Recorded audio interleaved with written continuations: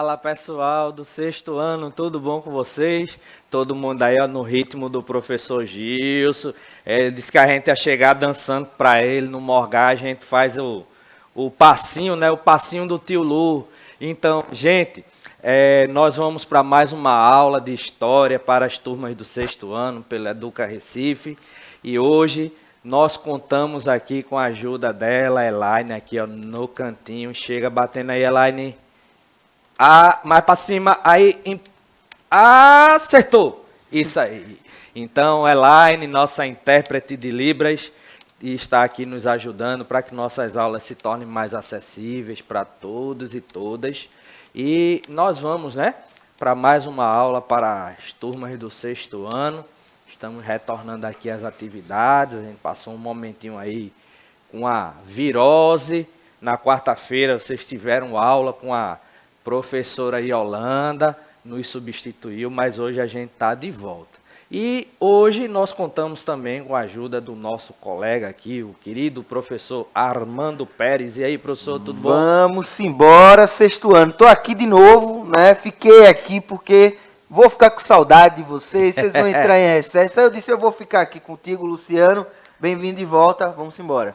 É isso aí. Então nós vamos dar continuidade à temática que a gente vem desenvolvendo. Vocês devem estar lembrados que nós estamos falando sobre as civilizações, né, as primeiras civilizações da humanidade. Então a gente está fazendo aí um processo meio diferente. Geralmente a gente começa falando, né, sobre as civilizações egípcia, mesopotâmica, né? Aí a gente fala do Egito, Mesopotâmia, a Pérsia, a Fenícia, os hebreus. Aí fala, né, sobre Grécia e Roma, para no final a gente voltar para o Oriente e trabalhar aí, ó, civilização chinesa, civilização mongol e civilização japonesa. Porém, a gente está fazendo o inverso. A gente trabalhou um pouco sobre a China, começamos a falar um pouquinho sobre a Mongólia. Vamos continuar falando sobre isso hoje e falar um pouquinho sobre a civilização japonesa. Então aí, eu espero que vocês estejam aí curiosos e curiosas. Então vamos começar. Veja, vamos começar observando uma imagem.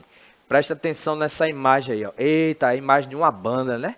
A gente tem uma banda aí que mistura sons típicos, né, da sua localidade com o velho e bom rock and roll, certo? Então, a gente tem aí uma banda, né? Eu quero que vocês prestem atenção na caracterização, né, dos integrantes da banda. Observe aí, ó, visual meio diferente, né? Então, vocês conhecem, né, os artistas da imagem, já ouviram falar sobre esta banda?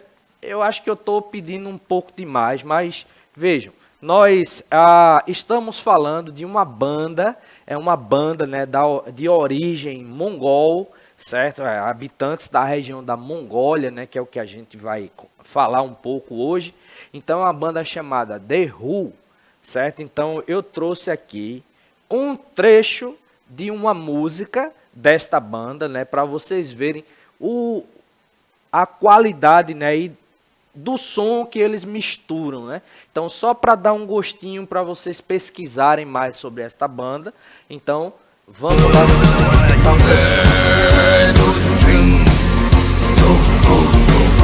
E assim, eles cantam no idioma deles, né? Então, é uma banda bem característica, né? Interessante, você for fazer uma pesquisa sobre a banda, você vai ver que eles cantam sobre feitos da história, né, dos mongóis, misturando não somente os ritmos locais, né, com ritmos já tradicionais da música, né, universal, né, exemplo aí, eles estão misturando música local, né, com o rock and roll mais pesado, né, mais para o heavy metal.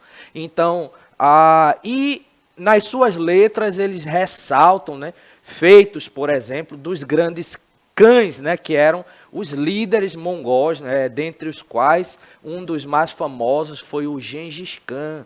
Então, assim, né, é uma cultura muito interessante, né, e assim, não Professor, somente essa música, mas outras músicas, né, são bem interessantes, né, me diga lá. permita um destaque, já que essa imagem apareceu aí, né? Então, é, a Mongólia se localiza numa região da Ásia que é bem no meio da Ásia, né? Bem no interior da Ásia. E aí vocês viram essa paisagem meio desértica, assim. A Mongólia ela está numa região de planalto e é onde se localiza o deserto de Gobi. Né? Isso, Então, a média de ter, não existe muita vegetação exuberante. Todos esses feitos que o professor vai falar aí é de uma civilização que inicialmente não tinha tanto recurso de água, não tinha tanto exato. recurso de vegetação, né? E por isso eles vão desenvolver muito o pastoreio, né? A criação de animais. Então você vê como naquela época, né, a geografia, né, o que tinha ali disponível no espaço, determinava, né, o que esses povos iam desenvolver e como eles iam se desenvolver. Exatamente, né? E a gente vai observar isso também com algumas outras civilizações, por exemplo, os hebreus, né? A região dali da Palestina, eles vão inicialmente, né, desenvolver a sua economia muito voltada para a questão do pastoreio, né? Então, se destacar inclusive pela questão da criação de ovelhas, né? E nesse sentido, nos locais onde existiam grandes fontes de água, como no caso do Egito, por exemplo, eles puderam desenvolver uma agricultura. A gente vai estudar isso a partir da próxima aula. Mas em outros locais, pela questão do deserto, né, então eles tinham que, como a gente diz, se vira nos 30 aí, ó, tinha que dar aquele ninja, né, aquele jeitinho para poder sobreviver com aquilo, né, que o ambiente fornecia. Então, criação de alguns animais e às vezes, né, o comércio, né, entre uma ou outra tribo, e às vezes até mesmo existiam grupos, né, que sobreviviam ali do saque de caravanas, né, que passavam pela localidade, né? Mas a gente vai se deter um pouquinho sobre a história, né, hoje da Mongólia, né, e do Japão antigos, tratando um pouquinho sobre a história desses dois povos, né, e falando um pouquinho sobre sua sociedade. Veja, a expressão mongol, certo, é uma denominação para quem nasce na Mongólia, né, que é um país da Ásia Central. A gente tem aqui o mapa, né, como o professor Armando colocou, uma região bem central aqui, ó, do continente asiático, né, fazendo fronteira aí com a Federação Russa, né, e com a China. Então vejam, ela está ali, ó, entre a Federação Russa e a China, né, se desenvolvendo, ó, próximo, certo, a um território do lago, né, Baikal, né, que era um lago que estava ali para o lado da Federação Russa, mas que em alguns momentos, né, algumas tribos, né, mongóis vão migrar para esse território, né, e fazer uso dessas fontes de água. Então, cientificamente, né, eles podem aí ter sua origem a partir do século IX, algum lugar aqui, ó, ao leste, né, da região da Mongólia atual. Então, devem ter tido sua origem mais para essa região aqui, ok? Para a região leste, né, da Mongólia, e teriam migrado para algumas das poucas ricas pastagens, né, que existiam naquele território, né? Dividiram-se assim em tribos e clãs, que ora elas se aliavam e ora elas guerreavam entre si. Essa questão, né, a gente vai observar ao longo da história, né, das civilizações, que é comum que alguns povos, né, eles viviam ali, mesmo sendo povos do mesmo território, eles viviam combatendo entre si, mas quando havia uma ameaça externa, certo, que atrapalhava ali a briga entre eles, né, querendo conquistar o território que eles entre si disputavam, eles se aliavam para guerrear contra aquele invasor, né, inimigo, né? Então, o povo mongol, né, um povo nômade, né, da Ásia Central. Inicialmente eles não dominavam a escrita e configuraram o mais extenso domínio terrestre, né, que já existiu, porque por volta do século XII e XIV, eles habitavam ali a região sul, né? Como eu falei, ó, sul do Lago Baikal, na atual Mongólia. Aqui, ó, veja, o Lago Baikal está aqui na Federação Russa, então eles estavam ao sul do lago, né? Então, nesse sentido, eles vão habitar nesse território e mais na frente a gente vai observar que a partir de um processo de expansão territorial, eles vão se constituir como o maior império terrestre, né, que existiu aqui nessa região, né, entre os séculos XII e XIV. No auge, ou seja, no limite da sua extensão territorial, o Império Mongol ele se esticava ali, ó, da Coreia, certo? Vamos voltar para o mapa, né? A Coreia está para cá, certo? Mais ou menos nessa região por aqui, ó. Então eles se esticavam daqui da Coreia, ok? E assim, ó, a Coreia através da Ásia e da Rússia europeia até a costa do Mar Báltico, né, com exceção da Índia. Então, a gente observa, né, que eles vão constituir um grande território, né, eles vão dominar um grande território. Né, e os mongóis, devido a essa questão da extensão territorial que eles vão dominar, eles terminam sendo, né, ali naquele momento um povo bastante temido. Então, existem, né, vários relatos, por exemplo, né, a respeito dos chefes, né, mongóis, né, que eram os chamados cães, certo? Então, os cães, alguns deles, né, eram considerados tão bravos que havia, né, a ideia de que onde, por exemplo, o cavalo de um cã, ele pisava, não nascia nem mais grama. Tamanha ferocidade do camarada. Então, imagina, era um caba brabo, né? Brabo demais, né? Tu é doido. Eita. Isso aí é da galera de Lampião pra lá. Pra lá, pois é. Mais brabo do que ele, eu acho que só Lampião, né? Como o professor apontou aqui. Então, vejam, possuíam a maior parte da Ásia Menor. Veja, então, territórios, né, que eles possuíam. Além da região da Mongólia, a gente tinha, ó, eles dominavam o território atual do Iraque, do Irã, Afeganistão, Paquistão, Tibete, partes da Índia, partes de Burma, toda a China e partes do Vietnã.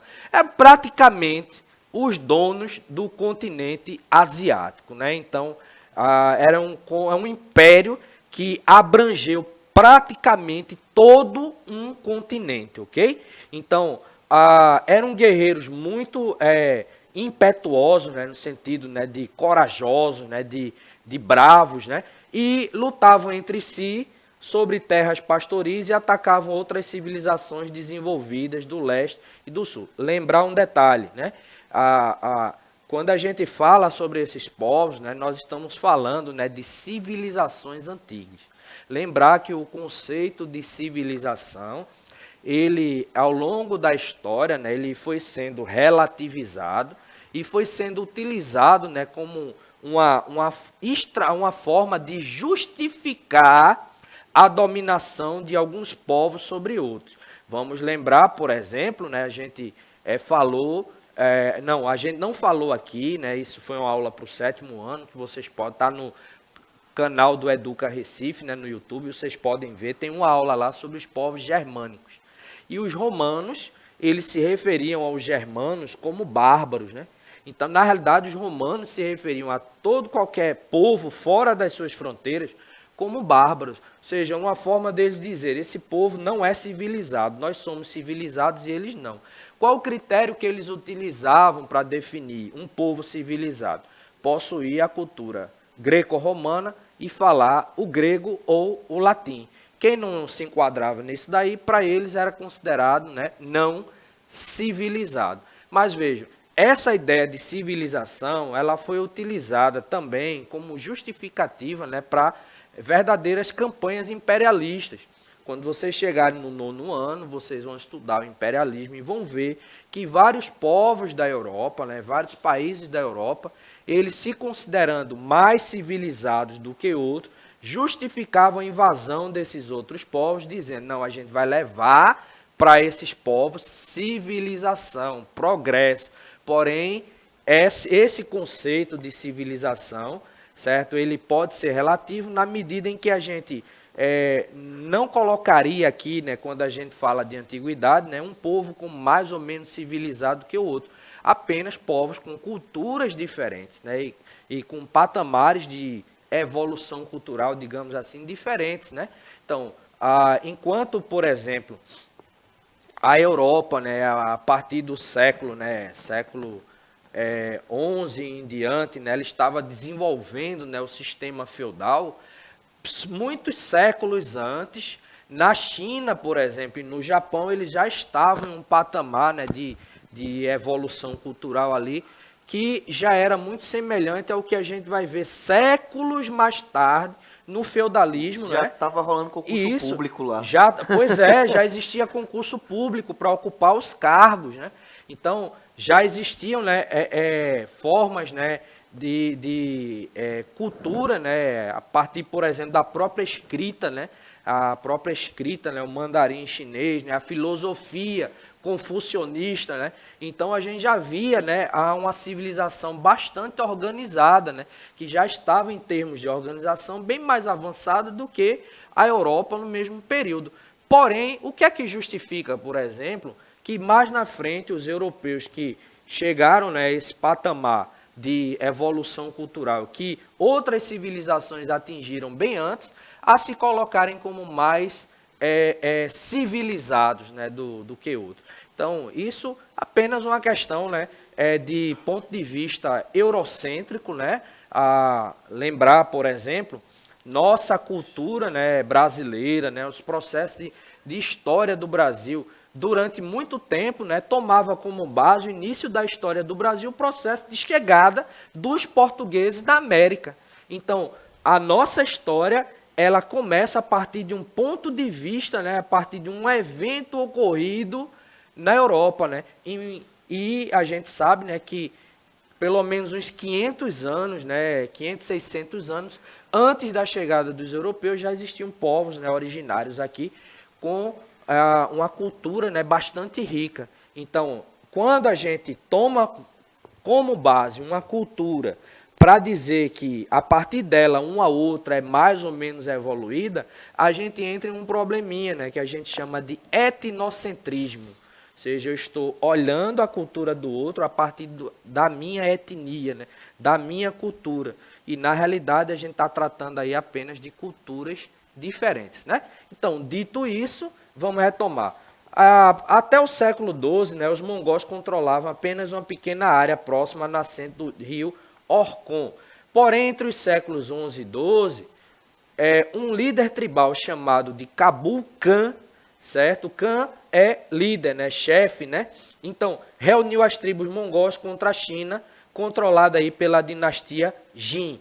Mas ele foi derrotado e a unidade mongol foi desfeita, né? Então, veja, inclusive a própria muralha da China, que a gente viu, né, quando falou sobre a China, ela foi construída também com o objetivo de barrar a entrada dos mongóis e de outros povos, né, que tentavam avançar sobre o território chinês. Então, nesse sentido, a gente observa aí, ó, os mongóis tentando invadir a China, porém, aqui, ó, no final do século XII, esse camarada, não esse aqui é o Gengis Khan, mas um camarada chamado Temujin, certo?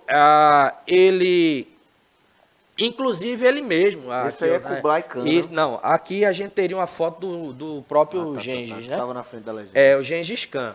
Então, só que o Gengis Khan, antes chamado Temujin, ele unificou algumas tribos mongóis, e turcas, e começou a vencer outras tribos, de forma tal que ele vai ser aclamado por todos os mongóis como Gengis Khan, ou seja, o poderoso governante. O Khan aí seria o governante, né, o líder, né, governante, certo? Então, nesse sentido, o que é que a gente observa? O que é um processo de aclamação, né? O camarada ele vai gozar ali de um privilégio, né, de uma influência tão grande que as outras pessoas, de livre e espontânea vontade, vão reconhecê-lo como líder.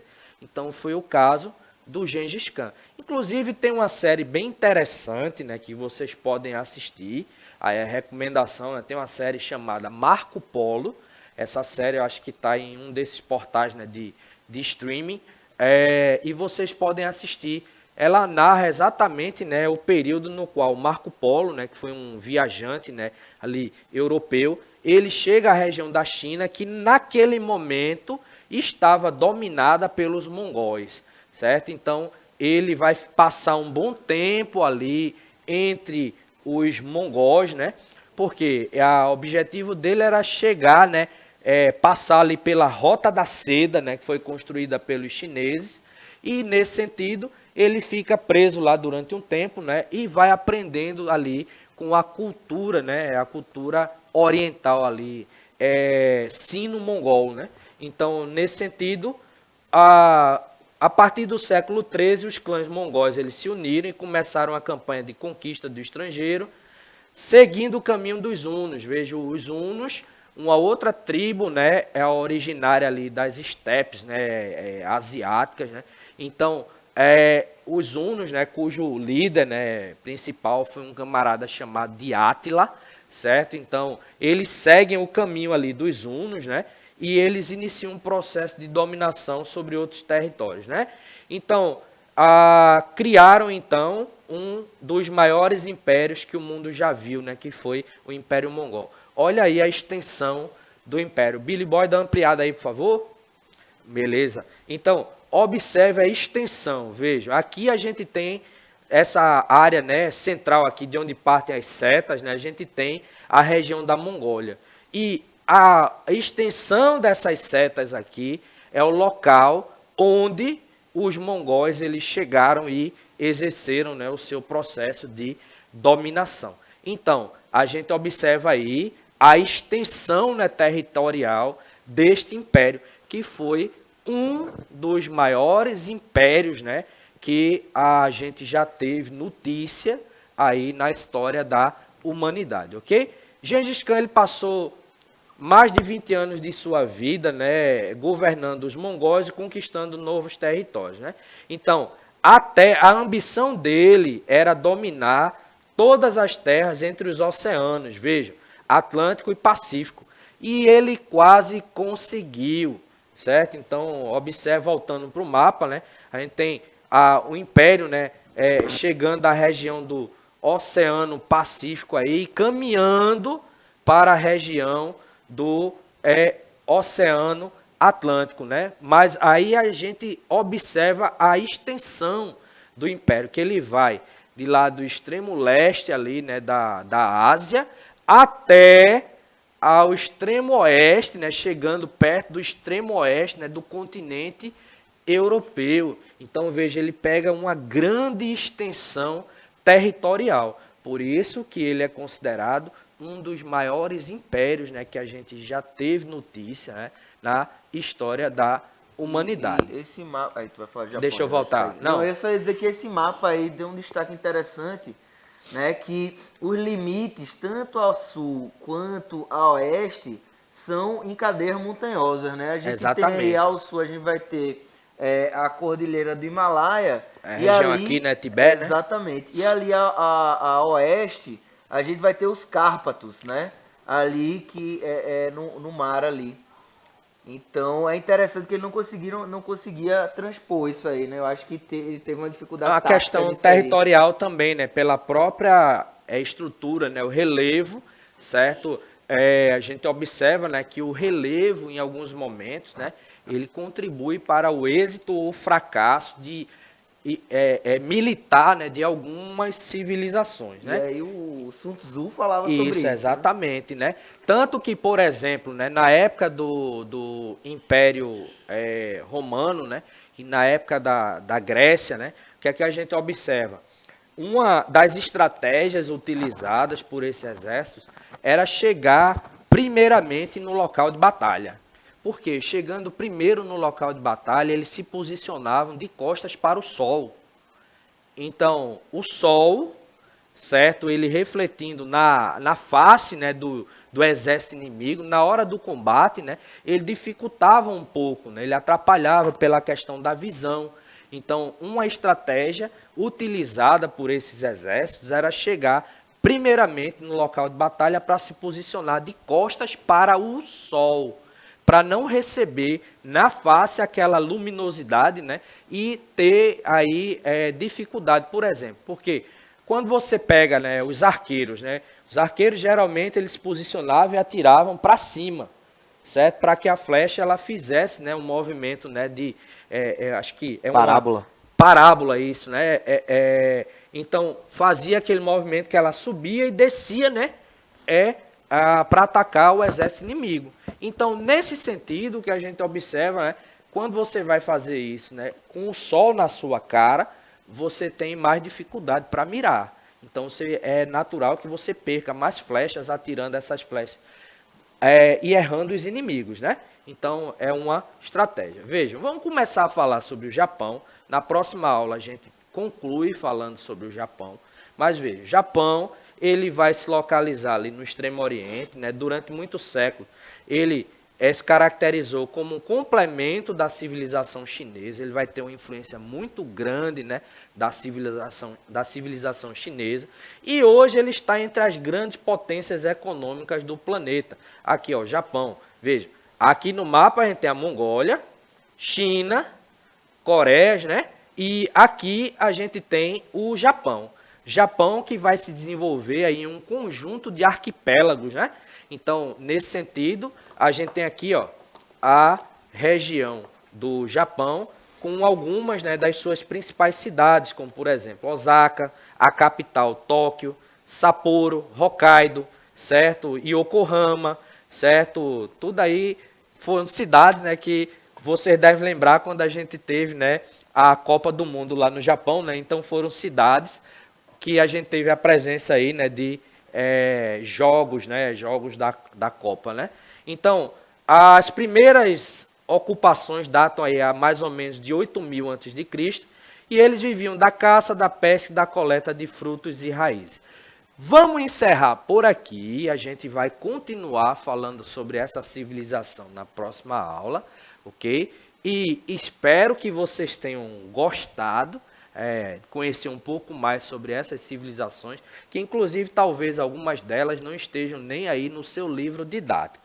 Mas a gente aqui, como a gente já disse, no Educa Recife, ele traz às vezes alguns conteúdos, alguns temas interessantes, né, que estão fora aí do que a gente vê, né, no próprio currículo, né, escolar aí, e às vezes questões que estão fora do livro, mas que a gente considera que é importante para que vocês saibam. Espero que tenham gostado da aula. Próxima aula, o spoilerzinho aí, ó, a gente vai continuar falando sobre o Japão. Agradecer a Elaine, agradecer ao professor Armando. Valeu, professor. Valeu, meu irmão. Até a próxima. Um abraço, pessoal. E é isso, pessoal. Lembrando, sextou e a gente sai, ó. Tchau, tchau.